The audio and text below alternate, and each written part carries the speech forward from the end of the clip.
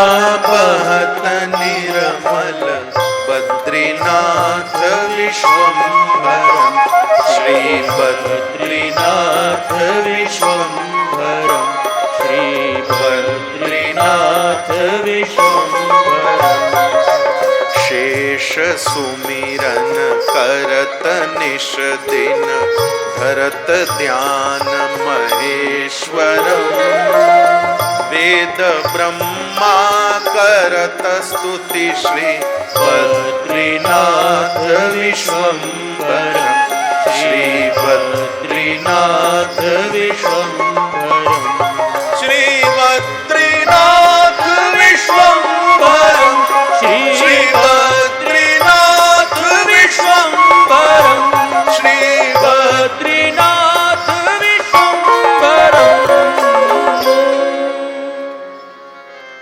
बद्री का आश्रम श्री नारद जी महाराज आए, जहां पर सरस्वती नदी प्रवाहमान है। सरस्वती नदी का जहां उद्गम है, जहां से सरस्वती नदी प्रकट हुई है, उसी सरस्वती नदी के तट पर श्री भगवान वेद व्यास जी का आश्रम है। नारद जी वहीं गए, उधर चलो। और वेद व्यास जी के आश्रम पर जाकर नारद जी ने कहा, हे महानुभाव, आप कैसे हैं? व्यास जी ने कहा, तन की स्थिति तो श्रेष्ठ है, प्रकृति के मध्य रहते हैं तो तन की स्थिति तो श्रेष्ठ रहनी है।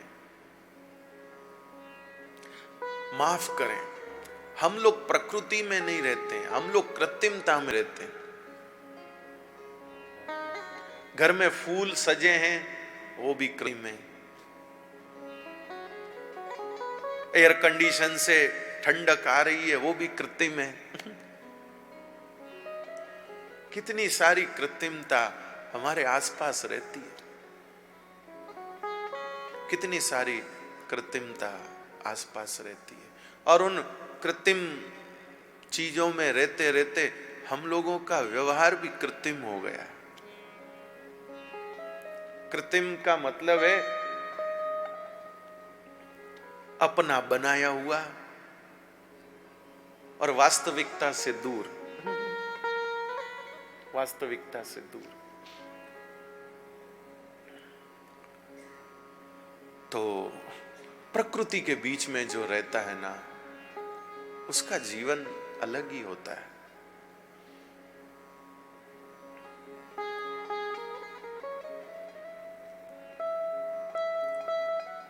उसके मन की प्रसन्नता ही अलग होती है। जंगल में रहने वाले की खुशी अलग होती है।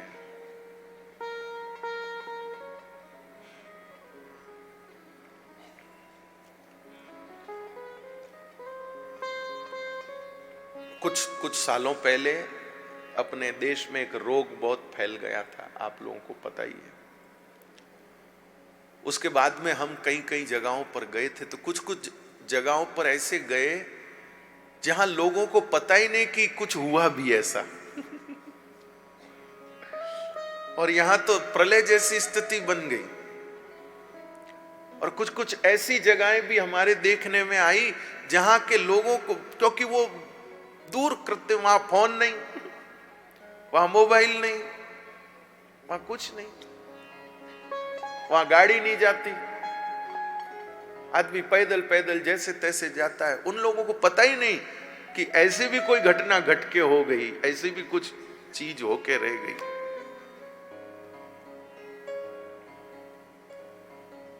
प्रकृति के बीच में रहने वालों का सुख अलग होता है।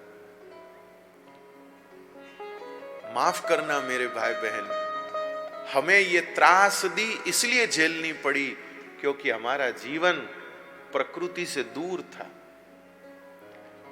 हमारे आसपास कोई ऐसी शक्ति नहीं थी जो हमको इस त्रासदी से बचा पाती थी। नहीं तो प्रकृति रहने ही नहीं दे ऐसी त्रासदी को। कृपानाथ माफ कीजिएगा, कोई तकलीफ अगर संतान के ऊपर आ रही होती है, मां आगे खड़ी होती कि पहले मेरे से निपटो, फिर मेरे बच्चों के पास जाना।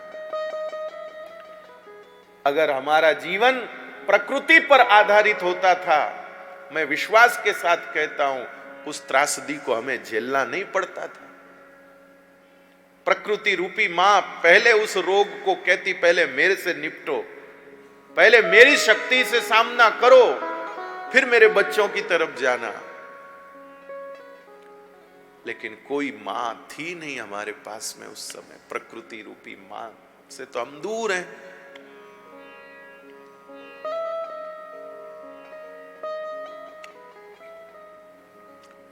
प्रकृति के बीच में रहने पर तन स्वस्थ रहता।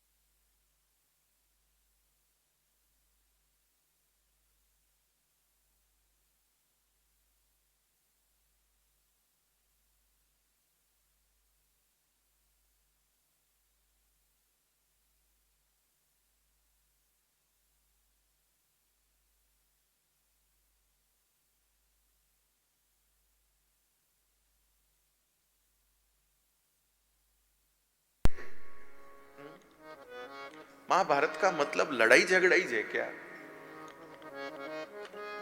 1,00,000 श्लोकों में क्या व्यास जी ने यही वर्णन किया कि वो उसने उसको मारा, उसने उसको मारा, उसने उसको मारा? सोचो जरा, युद्ध का तो बहुत थोड़ा है, बाकी तो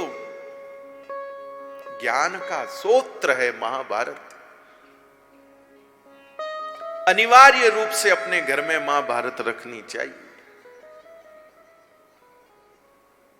अनिवार्य रूप से अपने घर में महाभारत रखनी चाहिए और उसका थोड़ा थोड़ा थोड़ा थोड़ा पठन करना चाहिए। आपको बहुत सारी बातें समझने को मिलेंगी। तो कृपानाथ व्यास जी ने कहा, लेकिन लोग लाभ ले ही नहीं रहे,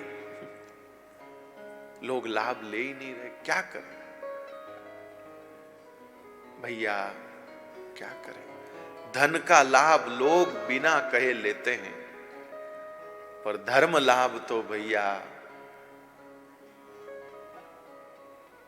जब तक हृदय में सत्संग ना हो और भगवान की कृपा ना हो, तब तक धर्म लाभ लेना व्यक्ति के हाथ में नहीं। कई बार हमारे ये गोभक्त साथी चिंता करते हैं, साथ में बैठते हैं तो कहते हैं महाराज सबके पास धन, जिनके पास में धन की अधिकता है। एक टैक्सी चलाने वाला कथा में माताओं को लाता है, ले जाता है। वो टैक्सी चलाने वाला माताओं की बातें सुनता है। माताएं टैक्सी में जाते समय बातें करती है, ओहो देखो आज महाराज ने गायों के लिए कितनी बात कही, देखो ना ये कैसी सेवा कर रहे हैं, देखो क्या है। ये सूरत की घटना है, सच्ची घटना है। सूरत की ये दो घटनाएं हैं ऐसी, एक माताओं से संबंधित है, एक भाइयों से संबंधित है।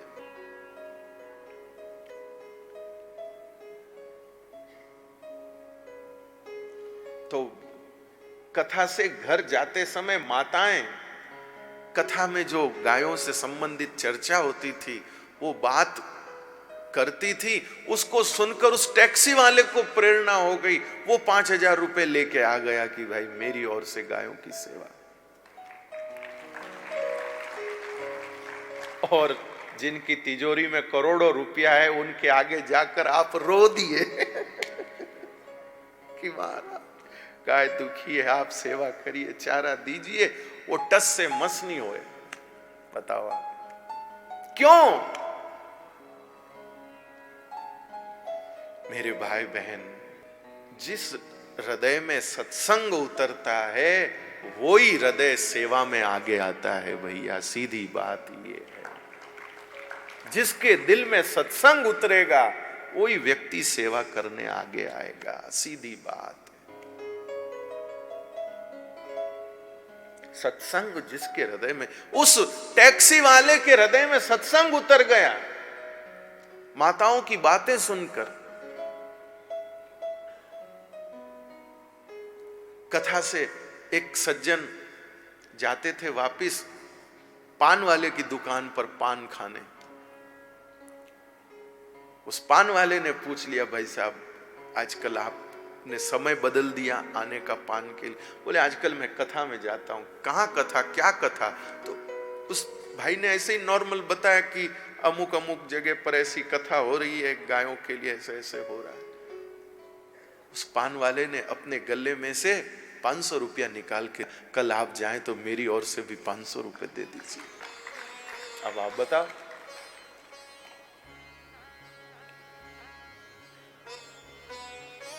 जिनके गले नहीं, जिनके गद्दे रुपयों से डटे पड़े हैं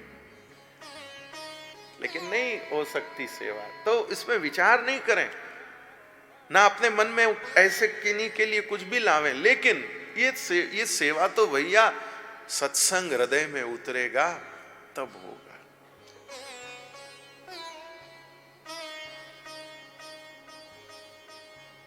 सत्संग हृदय में उतरेगा तब बात बनेगी। देखो भाई, माफी मांगते हुए बोलता हूं, गौ माता की सेवा का भाव तो सत्संग हृदय में उतरे तब भी होगा, और साथ साथ में गोपाल भी हृदय में उतरेंगे तब होगा भाई। वही दिल में बैठ करके हाथ हिलवाएंगे तब होगा।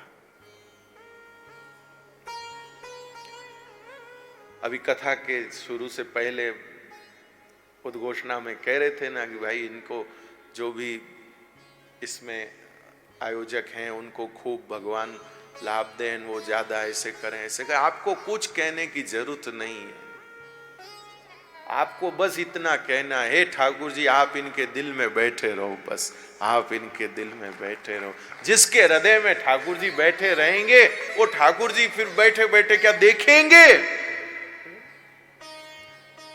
भगवान की आयु बहुत छोटी,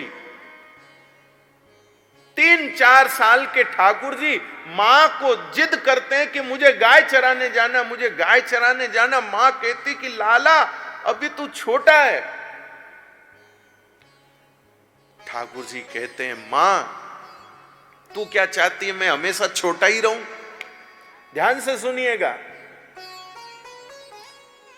3-4 साल के ठाकुर जी अपनी मैया यशोदा को कहते, मां मैं गाय चराने जाऊंगा, मेरे को गाय चराने को जाने दे, अनुमति दे, मैं जाऊं।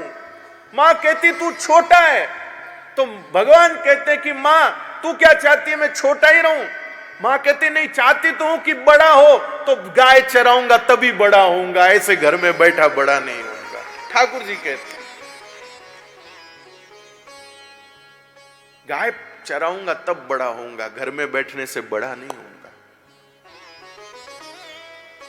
और जो लोग गौ सेवा में लगे हैं, आप लोग देख लो, जो लोग गौ सेवा में लगे आज वो कितने बड़े हो गए। बात धन की नहीं है, पर आज वो आपकी नजरों में इतने बड़े हैं।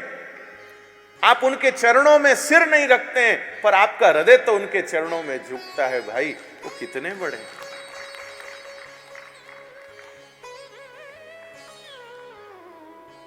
मैं नाम नहीं लेना चाहता हूं, मेरे मन में संकोच होता है नाम लेने में, पर ये जो गौ सेवा का अभियान चल रहा है ध्यान फाउंडेशन का, आप सबके सामने है। हमारे जो दंपत्ति लगे हैं इस सेवा में, उनके मन में कितनी पीड़ा है। कहीं लोग अपने बेटी के ब्याह की फिक्र कर रहे हैं, बेटे के धंधे की फिक्र कर रहे हैं कि बेटे का धंधा लगाना है, बेटी की शादी करनी है। और जिस आयु में उन्हें अपने बेटा बेटी के धंधा ब्याह सगाई की फिक्र करनी चाहिए, अपने बुढ़ापे में क्या करेंगे उसके लिए कुछ जुटाने बिठाने की फिक्र करनी चाहिए। उस आयु में गाय को क्या खिलाना इसकी फिक्र कर रहे, गाय को क्या खिलाना इसकी फिक्र कर रहे। कृपानाथ, ये चीज देख करके माफ करिएगा बुरा लगे तो, ऐसी पीड़ा कभी कभी साधु में भी नहीं देखने को मिलती। माफ करना, मैं किसी संत महात्मा को कम नहीं कहूंगा, लेकिन ऐसी पीड़ा कभी कभी साधु संतों में भी नहीं देखने को मिलती जैसी पीड़ा।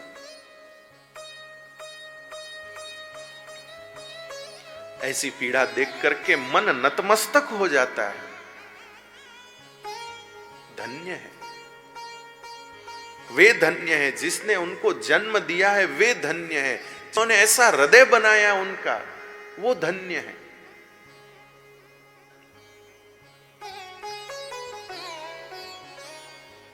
तो इसलिए कुछ कहने की जरूरत नहीं है कि ये हो वो हो। जिसके हृदय में ठाकुर जी आके बैठेंगे, वो सेवा किए भी वो करेगा क्या। ठाकुर जी भीतर बैठे बैठे सिर्फ उपदेश नहीं दिलाएंगे, भगवान ने पहले गाय चराई है, फिर गीता का ज्ञान दिया है। मेरे भाई बहन, गोपाल अगर हृदय में आकर बैठेंगे तो वो पहले गायों में लगाएंगे और फिर आपके मुंह से क्या दिव्यता प्रकट होगी।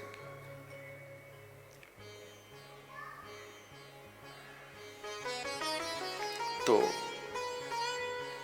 कृपानाथ,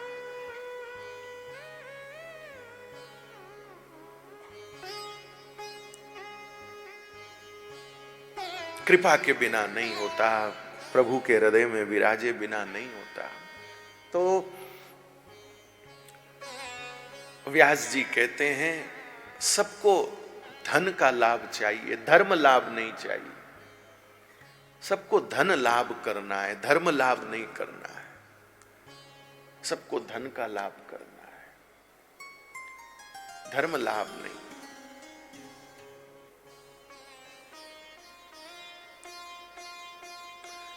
लोग धर्म लाभ के इच्छुक हों, भक्ति के इच्छुक हों, ऐसा मैं चाहता था, लेकिन लोगों को भक्ति की इच्छा नहीं है, धर्म की इच्छा नहीं है, सिर्फ धन की इच्छा है, आरोग्य की इच्छा है, स्वास्थ्य की इच्छा। क्या करना, कैसे करना, क्या करूं मैं, इसीलिए उदास हूं, खिन्न हूं। श्री नारद जी महाराज कहते हैं, हे व्यास जी महाराज, आपने इतने सुंदर सब ग्रंथ आदि बनाए, मैं आपकी स्तुति करता हूं, अभिनंदन करता हूं,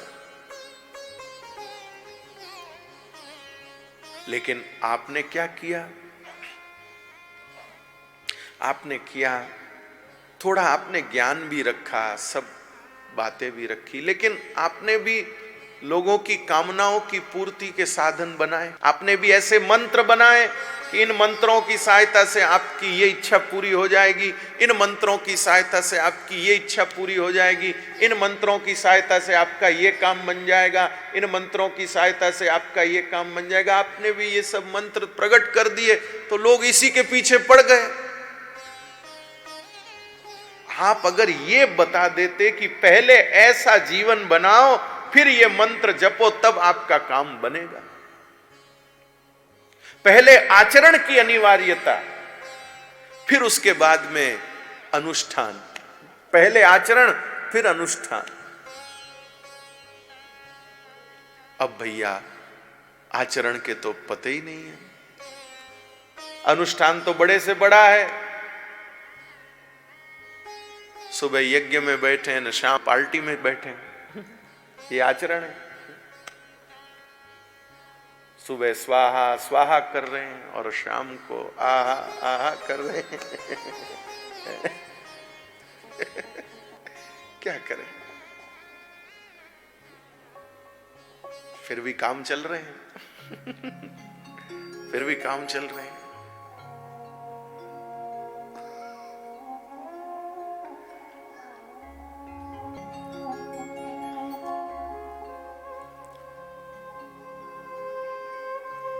अब मैं क्या करूं, हे नारद जी आप बताइए अब मैं क्या करूं। तब नारद जी ने कहा, हे व्यास जी महाराज, आप एक ऐसे ग्रंथ की रचना करिए जो कामना पूर्ति के लिए नहीं हो, कृष्ण प्राप्ति के लिए हो। कृष्ण प्राप्ति करम शाश्वत साधनम तद्वदाधुना, जिससे लोगों का चित्त शुद्ध हो जाए और श्री कृष्ण की प्राप्ति हो जाए।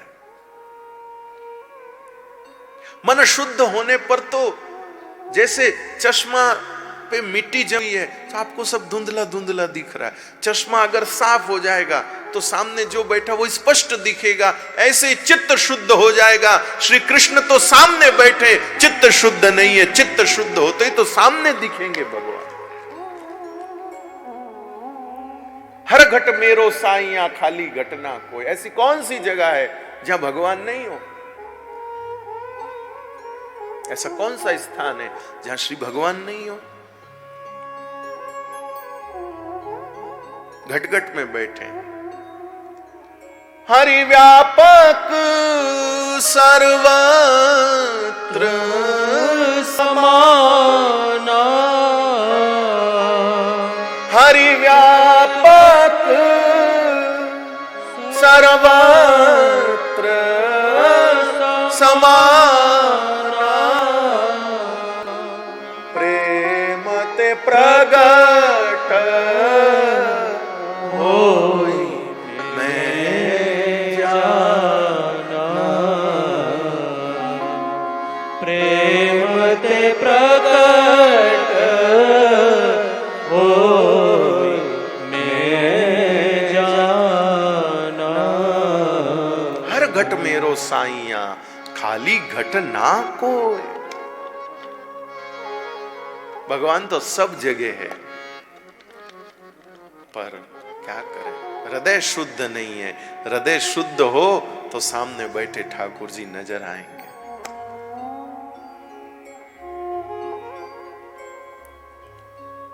हृदय शुद्ध हो तो ऐसा साधन बना दो हे व्यास जी, हृदय शुद्ध हो जाए, कृष्ण प्राप्ति करम शाश्वत, और जल्दी से लोगों को जल्दी से ठाकुर जी मिल जाए। भागवत बहुत जल्दी भगवान से मिलाती है भाई। हाँ, ऐसे ही सब लोग भागवत के पीछे नहीं पड़ते। कई लोग कहते हैं महाराज इतनी कितनी भागवत, कई तो मुझे सलाह देते महाराज अब और भी दूसरी कोई कथा वाचो आप भागवती। अरे भाई इससे काम जल्दी बनता है। कोई कोई बुखार की दवाई बरसों से चल रही है, लोग कहते हैं अब नई लिखो। नहीं, अरे नई काय को, वो पुरानी वाली से अब तक रोग मिट रहा है तो फिर कैसे छोड़े उसको।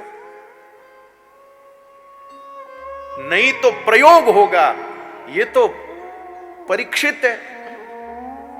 परीक्षित यानी ये तो आजमाई हुई है, इसका तो परीक्षण हो चुका है।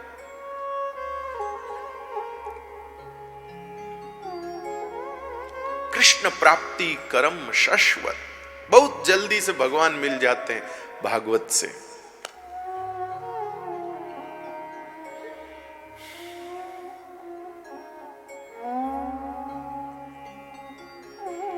बहुत जल्दी मिल जाते हैं। आप में से कितने ही लोग ऐसे होंगे जिनको मिले हुए हैं, इंटरव्यू नहीं देते, क्या करें। मेरे भाई बहन, जगत का पुरस्कार जिसको मिलता है ना, वो साक्षात्कार देता है। मैंने ये किया तब मिले, मैंने ये किया जब मेरे को ये मिला, मैंने ये चढ़ाई चढ़ी, मैंने वो किया। जगत का पुरस्कार जिसको मिलता है वो अपना साक्षात्कार देता है, लेकिन परमात्मा जिसको मिलता है वो साक्षात्कार नहीं देता भैया। जिसको साक्षात परमात्मा मिले वो साक्षात्कार नहीं देता है। कभी मीराबाई ने कहा मैं यूं की जन मन मिलिया, मैंने ऐसे किया, मैंने वैसा किया, ऐसा नहीं। पाए हुए की बात ही अलग होती है। किसी स्त्री को उसके पति ने बहुत प्रेम से कोई उपहार दिया हो, तो वो अगर कोई सहेली पूछती है या कोई घर में कोई स्त्री पूछे कि ये किसने दिया, तो वो ये कहती है कि इन्होंने दिया। लेकिन क्या वो वर्णन करती है मैंने इनके बच्चे पाले हैं जब दिया है, मैंने इनको रोटियां बना बना के खिलाई है तब मुझे दिया है, मैंने इनके घर की सफाई करी है, हाँ बरसों से बर्तन घस रही हूं तब जाके ये तब जाके। ऐसा नहीं बोलती हो कि मैंने क्या किया तब पाया। बस पाया है, पाया है, प्रभु को पाया है, पाया है तो बस पाया है। कैसे पाया ये क्या बताएं।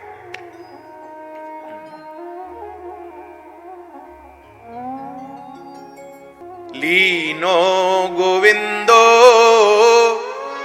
मोल माई में तो लीनो गोविंदो। कोई कहे घर में, कोई कहे वन में, लीना बजंता ढोल। कोई कहे सस्तो, कोई कहे महंगो, लीनो प्रेम के मोल। गोविंद लीनो मोल माई में तो गोविंद लीनो मोल। तो कौन बताएगा। गोविंद लीनो। घट घट में भगवान है, सब जगह ठाकुर जी है। अंतःकरण शुद्ध हो जाए तो भगवान नजर आते हैं। हृदय शुद्ध होते ही भगवान नजर आते हैं। तब श्री नारद जी ने चतुश्लोकी भागवत व्यास जी को सुनाई और फिर व्यास जी ने कहा महाराज इस 4 श्लोकों से क्या करूं। अरे इसी से आगे की रचना करो। व्यास जी ने कहा कैसे होगा, 4 श्लोकों से क्या लिखूं मैं आगे। अरे आपको कुछ नहीं लिखना है, सब ठाकुर जी करने वाले हैं, सब प्रभु करने वाले हैं, सब प्रभु करने वाले वो करेंगे। आप तो बस शुरुआत करो, भगवान की कृपा से होगा, ठाकुर जी की कृपा से होगा, उनकी कृपा से होगा। उनको श्रेय नहीं चाहिए ना, इसलिए उनको श्रेय नहीं चाहिए। कल रात्रि में हम लोग बैठे थे, हमारे गो भक्त कार्यकर्ता चर्चा कर रहे थे कि भाई गोग्रास की सेवा कितनी हुई। तो उस चर्चा में आया कि भाई इतनी तो हुई, पर इतनी और हो जाती तो बहुत बढ़िया हो जाता। तो हमने कहा थोड़ा जोर लगाओ, जोर लगाओ, यानी मैंने कहा थोड़ा प्रयास करो, जरूर हो जाएगी। बोले हाँ कर तो रहे हैं, बस 2-3 बार मैंने ये कह दिया कि ओ आप चिंता मत करो, हो जाएगा, इतना तो होगा, ये हो जाएगा। और आज सुबह ही उनको, हमारे गोभक्त को फोन आया किसी का कि भाई ये सेवा हम करने वाले हैं, तो जो रात को सोचा था वो आंकड़ा पूरा हो गया। अब ये क्या है? अब हमारे जो हैं प्रियजन वो तो कहे वाह भाई देखो महाराज बोले और हो गया काम। महाराज, ये महाराज के बोलने से भरोसे मत रहना कहीं, इस चक्कर में कुछ का कुछ बुलवाओगे, होगा नहीं। यहाँ ये तो भगवान की कृपा, उनकी इच्छा, उनकी योजना है, ये काम होना चाहिए। छत्रपति शिवाजी महाराज, छत्रपति शिवाजी महाराज बच्चों की टोली लेकर मुगलों को हराने निकले। सुनिएगा जरा, छत्रपति शिवाजी महाराज, आहा, 8-8 साल, 9-9 साल, 10-10 साल के बच्चों को लेकर के फतेह करने निकले, मुगलों को हराने निकले। जहां हाथियों के जैसा बल रखने वाले राजा मदिरा पीकर पड़े थे, अपनी शक्ति को संसार के विषयों में खर्च कर रहे थे, ऐसे माहौल में छत्रपति शिवाजी महाराज 9-9, 10-10, 12-12 साल के बच्चों को लेकर फतेह करने को निकले, मुगलों को जीतने निकले। किसी ने उनको पूछा, अरे आप में क्या, आपके क्या ताकत है, आपके पास में क्या बल है, आपके पास में कितने शस्त्र हैं, आपके पास कौन सी तोप है, आप कैसे जीतोगे, आप कैसे मुगलों को हरा पाओगे? तब ध्यान से सुनिएगा, तब छत्रपति शिवाजी महाराज ने कहा, श्रींची इच्छा आहे स्वराज्य वावे।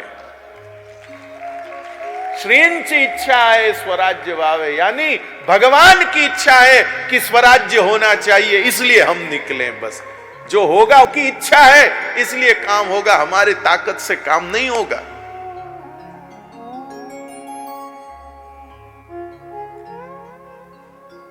हमारी ताकत से काम नहीं होगा, उनकी इच्छा है। तब तो ठाकुर जी की इच्छा है तो सब काम होगा। श्रेंची इच्छा है, उनकी इच्छा है कि गाय पलनी चाहिए, उनकी इच्छा है गाय बचनी चाहिए, उनकी इच्छा है कि गाय सुखी रहनी चाहिए, तब तक कार्य होगा होगा होगा। भैया कोई खड़ा होगा लेकिन कार्य होगा। और जी इच्छा नहीं होगी तो करोड़ों अरबों रुपयों से भी क्या होने वाला है।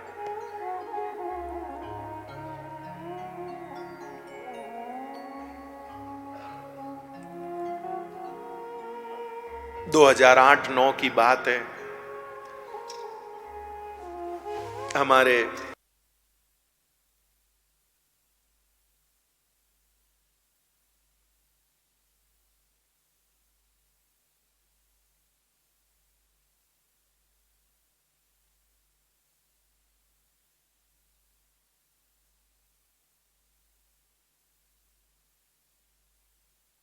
लोग तो रुपया लेके खड़े हैं। किलो महाराज कितना रुपया चाहिए बोलो, आप बचाओ गाय को, लेकिन गाय को बचाने के लिए चारा चाहिए। रुपया है पर चारा नहीं है, क्या करें? रुपया परोसें गाय को, रुपया खिलाएं।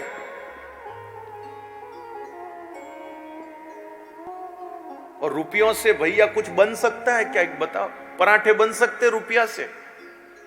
माइयों बनाया कभी 500 रुपया का पराठा? सुबह सुबह ब्रेकफास्ट में 500 का पराठा खाओगे? रुपयों की इडली बन सकती है? रुपया भिगो दो, 500 रुपए भिगो दो, फिर उसमें संचय में डाल के। रुपयों को न खाया नहीं जा सकता।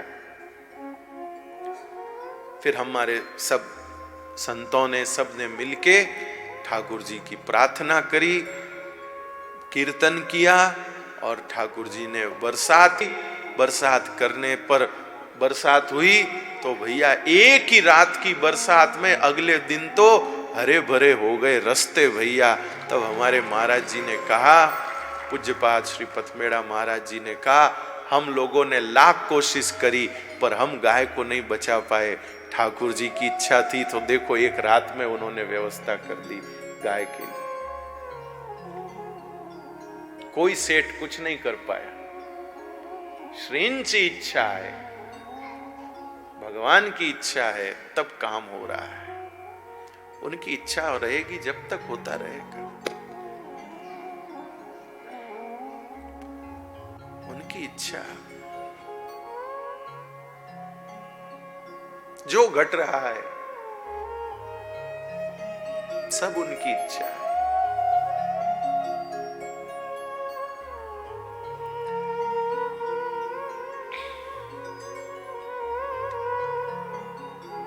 कृपानाथ,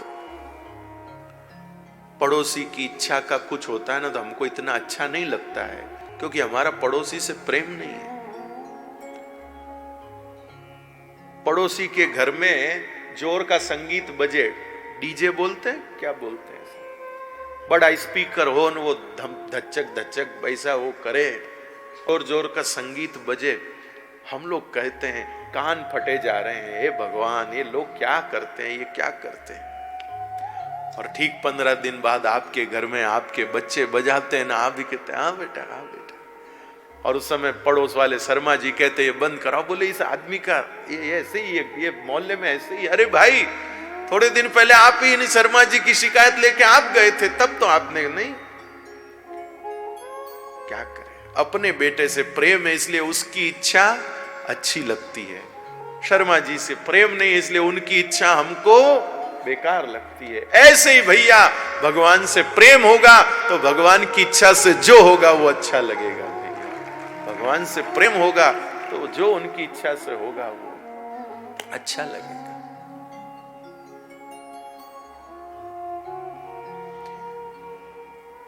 भगवान को अपना प्रियतम मान लीजिए,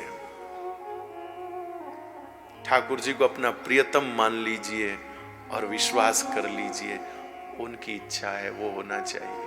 बस जो आपकी इच्छा है वो हो जाए।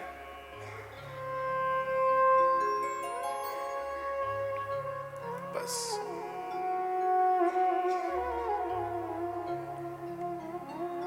कई ऐसे संत मैंने देखे हैं जो अपनी हर बात में बोलते हैं ठीक है राम जी की इच्छा से हम आ जाएंगे, ठीक है राम जी की इच्छा से हम वहां चले जाएंगे, ठीक है जो राम जी की इच्छा होने पर भी राम जी की इच्छा, नहीं होने पर भी राम जी की इच्छा। ऐसे आप लोगों ने भी कई लोगों को देखा होगा बात बात में, ठीक है जो राम जी की इच्छा, जो हरि इच्छा, जो भगवत इच्छा। मेरे भाई बहन इससे बढ़िया, और मैं तो एक बात मेरे मन में आती, इससे बढ़िया शरणागति भी नहीं। बस ये मान लो जो हो रहा है ठाकुर जी की इच्छा और हमको उनकी इच्छा स्वीकार है, ये सबसे बड़ी शरणागति है।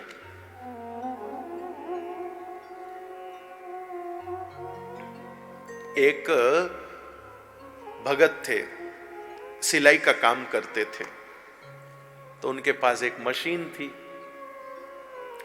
तो मशीन थी तो वो क्या करते थे कि जब मशीन चलाते थे तो मशीन के साथ साथ में कीर्तन भी करते थे।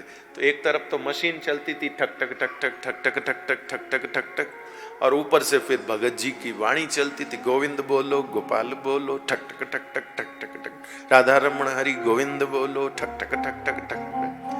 पड़ोसी परेशान हो गया कि क्या ये आदमी है चिल्लाता रहता है। उसने कहा कि ये सब मशीन के ही सब कारण है। उसने ले जाके भगत रात को मशीन चुरा ली और ले जाके मशीन कबाड़ी में बेच दी।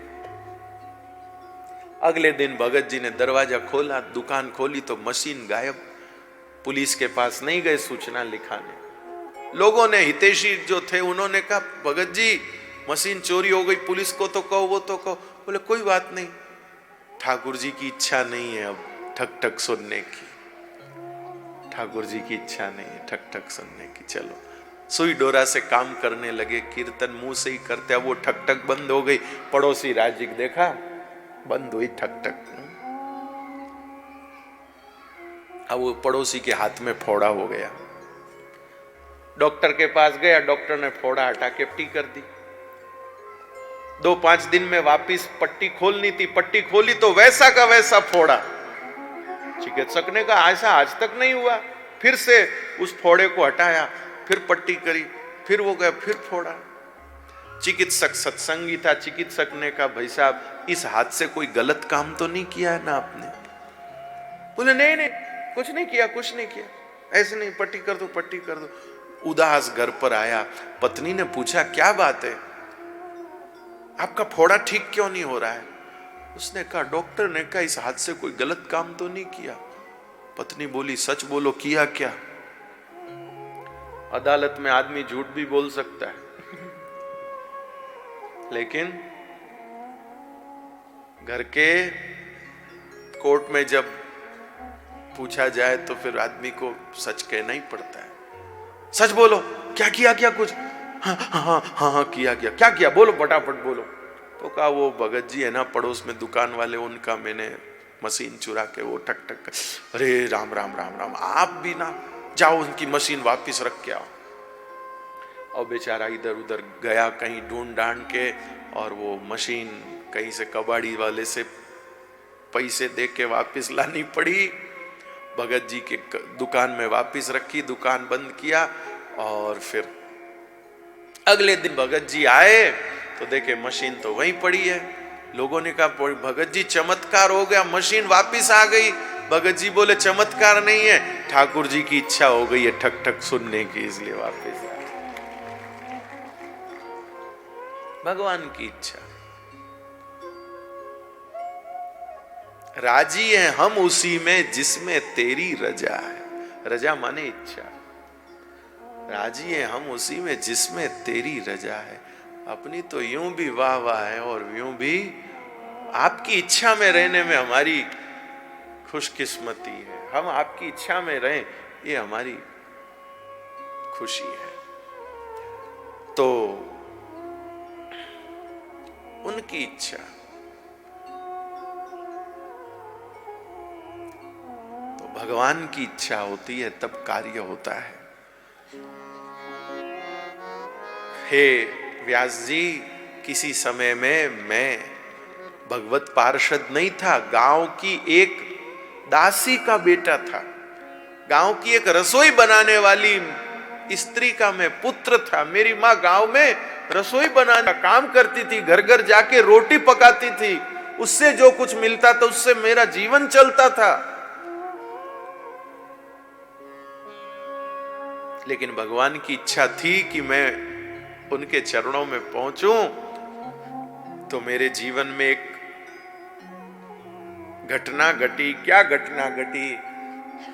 नारद जी कहते मेरे गांव में संत आए, और बस उन संतों का आना ही जीवन को बदलने वाला सिद्ध हुआ। संत का आना जीवन को बदलने वाला सिद्ध हुआ। लोग सिनेमा वाले अभिनेता अभिनेत्रियों के भी प्रशंसक होते हैं, लेकिन उससे परिवर्तन नहीं होता जीवन में, क्योंकि उनका जो जिनके आप प्रशंसक हो वो तो खुद अभिनय कर रहे हैं, नाटक कर रहे हैं। नाटक यानी जो सही है, आप नाटक के प्रशंसक हो तो आपके हाथ में सत्य कहां से लगेगा? संतों के जीवन में, संतों का जीवन नाटक नहीं होता भाई, जो है सो है। नारद जी कहते मेरे गांव में संत आए, पूरा गांव संतों का स्वागत करने के लिए आतुर हो गया। अरे मारे आया रे आया आया,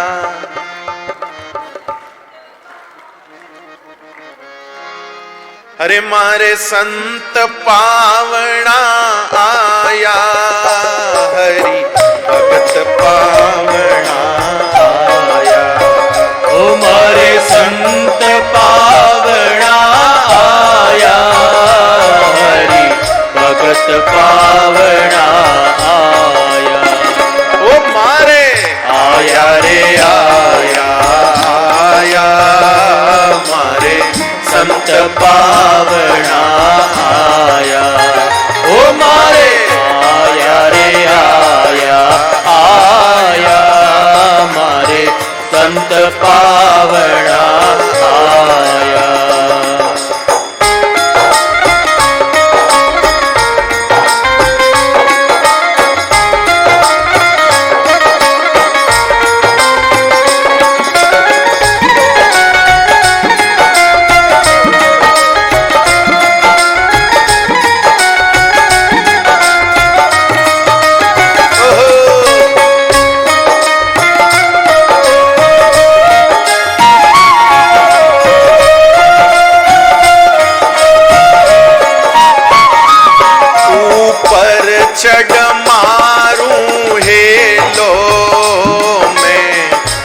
जग कर लेऊं बेड़ो, ऊपर चढ़ मारूं हेलो, मैं सब जग कर लेऊं बेड़ो।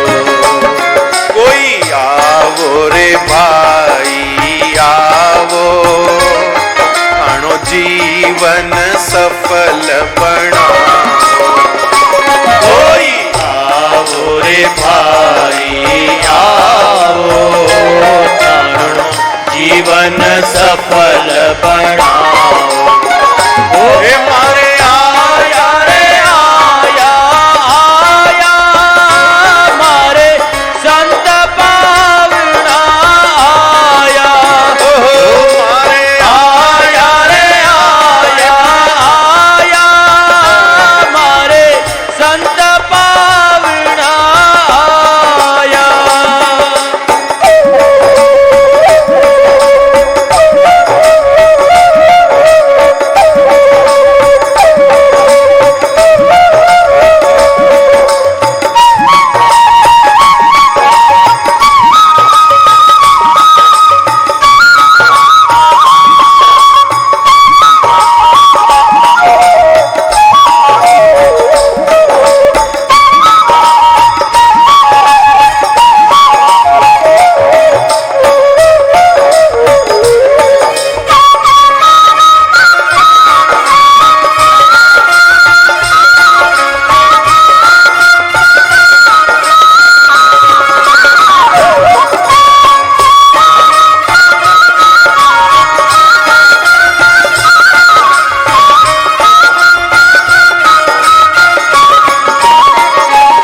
मैं बांटूं आज बधाई, मारे घर पर गंगा आई।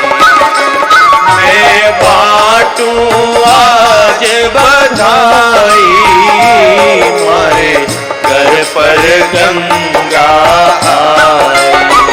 ये मारी पड़ गई बेल सवाई, मारी हो गई सफल कमाई। ओ मारी पड़ गई बेल सवारी, मारी हो गई सफल कमाई। मारे आया रे आया आया, मारे संत पावना आया। ओ मारे आया रे आया आया, मारे संत पावना आया।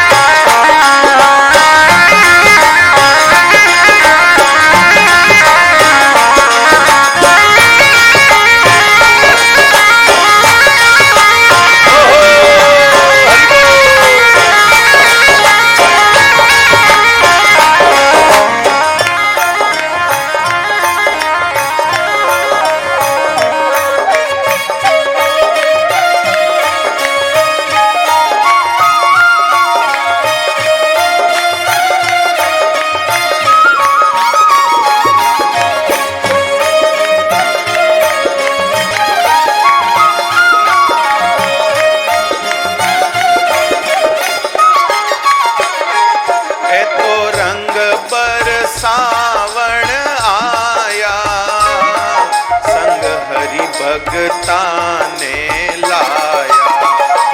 ये तो रंग बरसावण आया, संग हरि भगता ने लाया।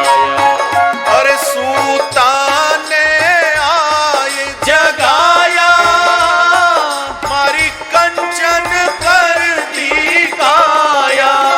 ओ सूता ने आन जगाया,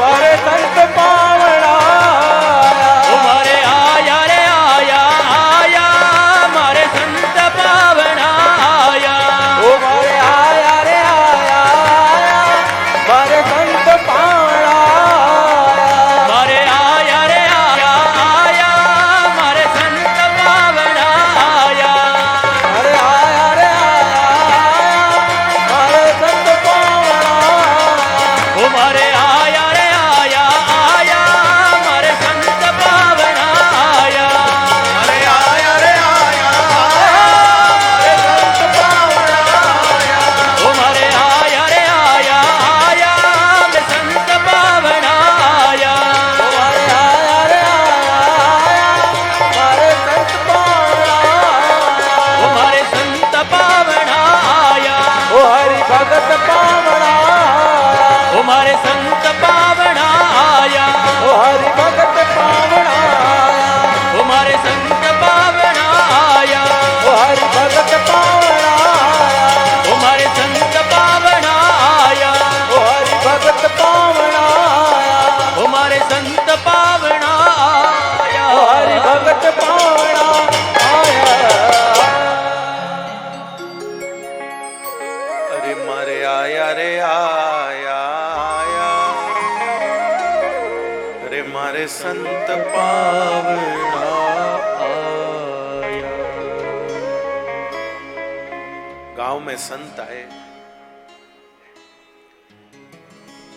ग्रामवासियों ने संतों के लिए भोजन बनाने की सेवा मेरी मां को दी। मेरी मां महात्माओं के लिए भोजन बनाती। अब मेरी मां के मैं एक ही था और कोई भी दूसरा नहीं था परिवार में, न पिता थे न और कोई परिवारजन थे। मेरी मां मुझे साथ लेकर जाती। मेरी मां संतों के लिए रसोई बनाती और मैं जहां संत लोग तत्रान्वहं कृष्ण कथा प्रगायता मनुग्रहीणा शृण्वं मनोहरा। भगवान के मनोहर गुणों को वे महात्मा लोग गाते थे, मैं वहां बैठकर सुनता था। मेरे में चंचलता नहीं थी। नारद जी बोले मेरे में चंचलता नहीं थी। चंचलता तो बालक का स्वभाव होता है, बच्चे तो स्वभाव से चंचल होते ही। किंतु नारद जी कहते मैं चंचल नहीं था।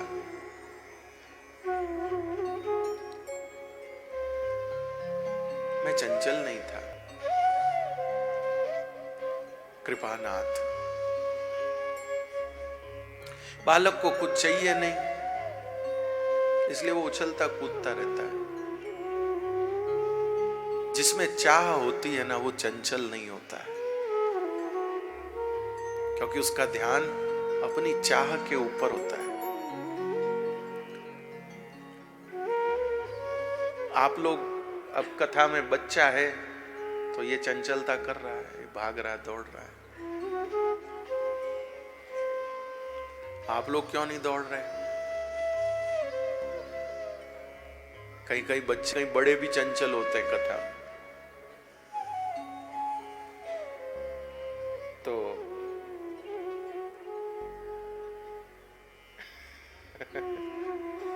बड़े भी भाग जाते हैं, इधर उधर होते रहते हैं। जिसको चाहिए नहीं वो चंचल रहता है, और जिसकी कोई चाह होती है वो गंभीर रहता है।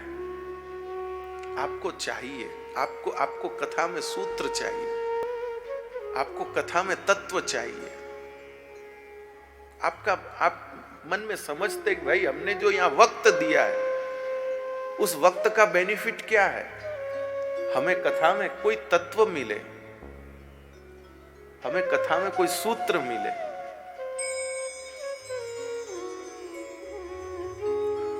नारद जी कहते मेरे में चंचलता नहीं थी। क्यों?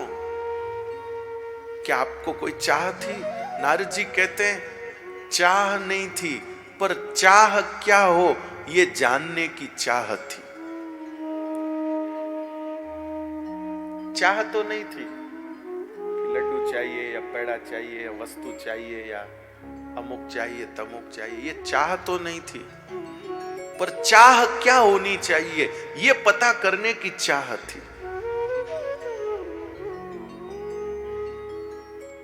कई लोग, कोई उसको चाह रहा है, कोई उसको चाह रहा है, कोई उसको चाह रहा है, और कोई यही सोच रहा है कि किसको चाहूं, कौन है ऐसा जिसको चाहा जाए, कौन है ऐसा जिसको वास्तव में चाहना चाहिए। बस नारद जी कहते इसीलिए मेरे में चंचलता नहीं थी, क्योंकि मुझे जानना था मैं किसको चाहूं।